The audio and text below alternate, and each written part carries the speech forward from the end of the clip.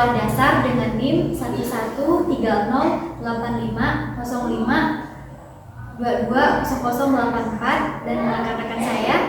Saya Roberta Isani Dewi dari Fakultas Ilmu Pendidikan dengan prodi PGSD dengan NIM 11308505220140. Saya Stefania Grace dari Fakultas Ilmu Pendidikan prodi PGSD dengan NIM 11308505220195. Baik, pada kesempatan kali ini kami akan melakukan wawancara di SD 68 Singkawang mengenai kasus-kasus keguruan. Dan di sini kami sudah bersama dengan narasumber.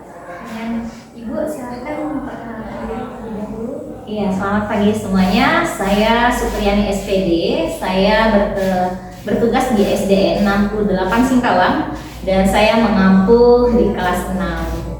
Ya. Mungkin langsung saja ya Bu, kita ke pertanyaan.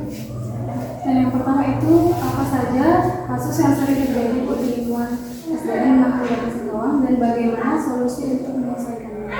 Iya. Kalau menurut pengalaman saya ya, beberapa tahun saya selama mengajar ya, yang sering sekali dialami oleh saya yaitu kasus-kasus pada siswa-siswi yang memang kurang tertib, kurang disiplin dalam proses pembelajaran. Nah, bagaimana sih solusi ya? Jadi solusi yang biasanya saya ambil di sini yaitu saya biasanya yang pertama memberikan suatu motivasi akan hal pentingnya ketertiban, kedisiplinan dalam proses pembelajaran. Kemudian yang kedua yaitu saya sering memberikan motivasi yang membangun agar mereka itu bisa melakukan hal-hal yang positif.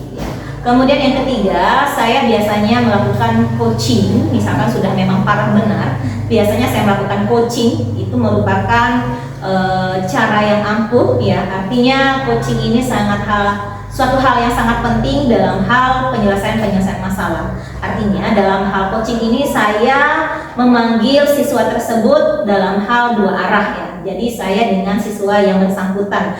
Kemudian apa sih yang saya tanyakan? Biasanya saya ini menggali mengapa siswa tersebut tidak tertib, tidak disiplin dalam kelas. Apakah ada masalah seperti itu? Bagaimana cara penyelesaiannya? Biasanya saya melakukan coaching seperti itu. Iya. Ya, baik Bu, dari solusi tadi salah satunya itu ada coaching ya. Iya. Nah, kira-kira seperti apa tanggapan siswa mengenai solusi tersebut dan juga orang tua? Karena kan biasanya apalagi kalau misalnya itu kan dipanggil ya Bu ya, muridnya, jadi biasanya mengundang tanya, tanggapan-tanggapan lain gitu dari orang tua. Nah, bagaimana tanggapan mereka atas?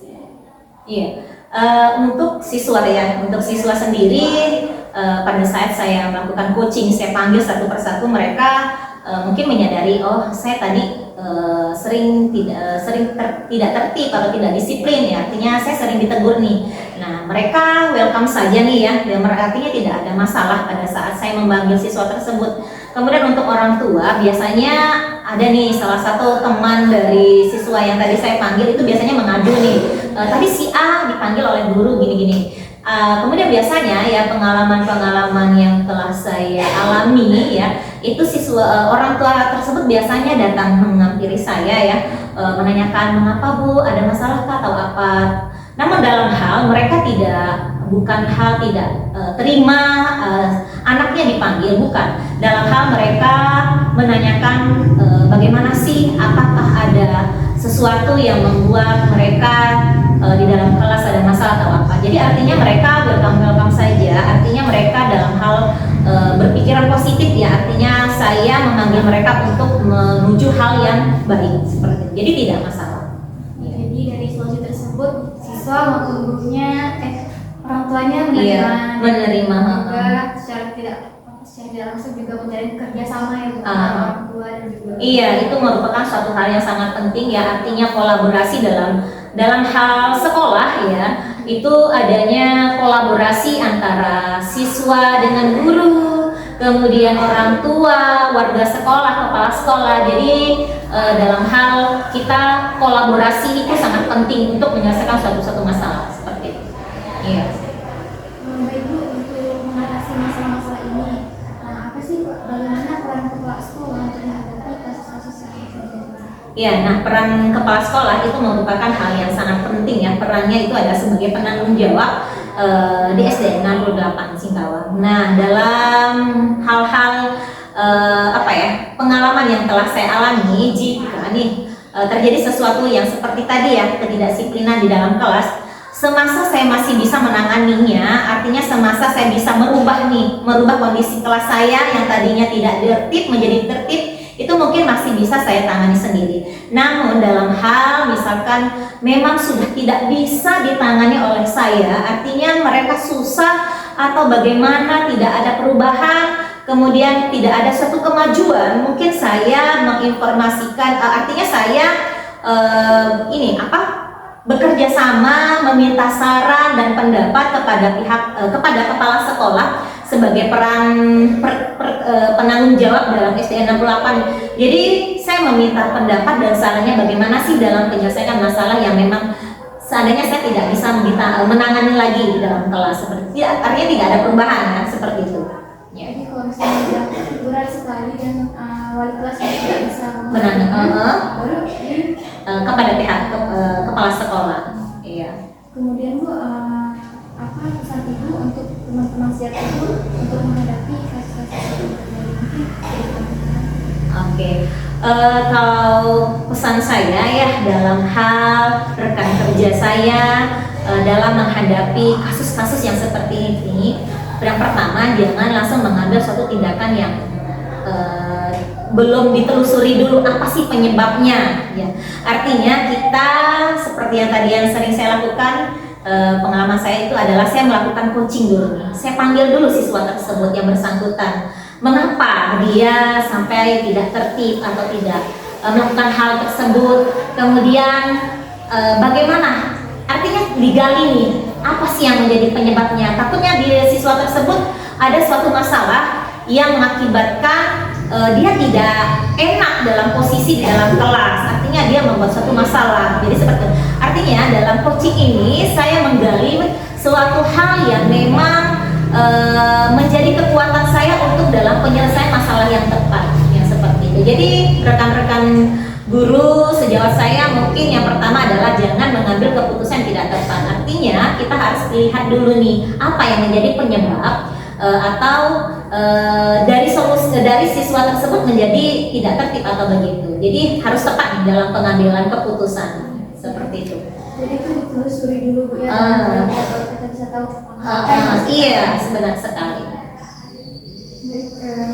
Apakah ada Bu kebijakan atau pelatihan khusus yang diberikan kepada guru untuk mengurangi risiko yang terjadi dalam penyelesaian kasus? Oke, nah biasanya dalam masih tahun-tahun ini ya ada ya pengarahan ya, seperti pengarahan yaitu tentang bullying ya. Jadi pertama itu kami pada saat kemarin itu dari Kapolsek ya, dari Kapolsek bekerja sama berkolaborasi dengan Kapolsek, dia menyampaikan apa itu bullying. Kemudian yang dihadiri itu adalah guru, kemudian selain guru itu orang tua murid, kemudian ada beberapa siswa. Nah, setelah kami mendapatkan suatu pengarahan tentang bullying, kami wali kelas masing-masing menginformasikan nih kepada kelas-kelasnya. Jadi seperti itu.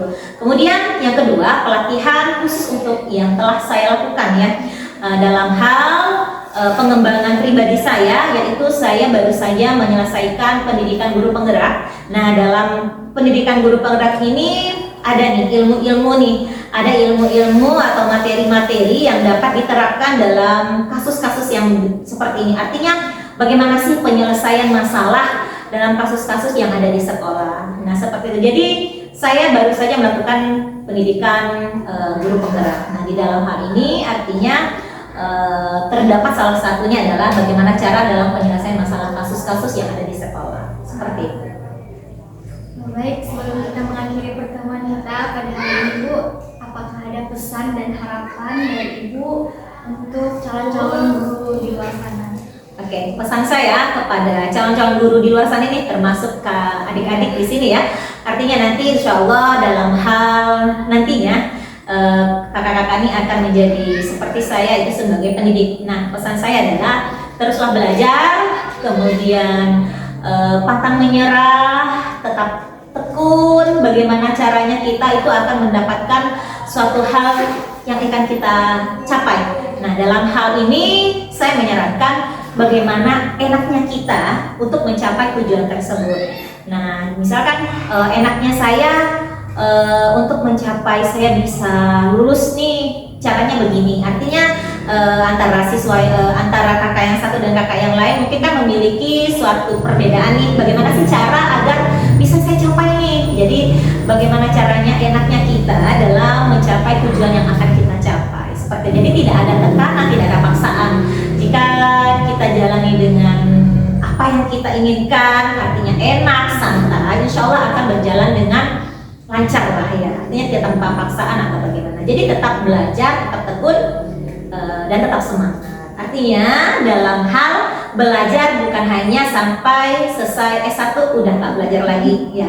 Udah jadi guru nggak perlu belajar lagi. Bukan begitu. Artinya belajar itu adalah sepanjang hayat. Itu pesan saya.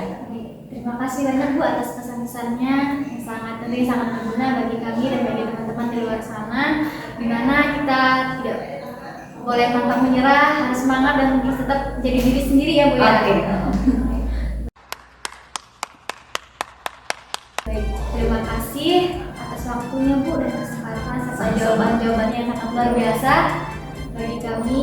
Baik, sekian dari kami, terima kasih, selamat pagi.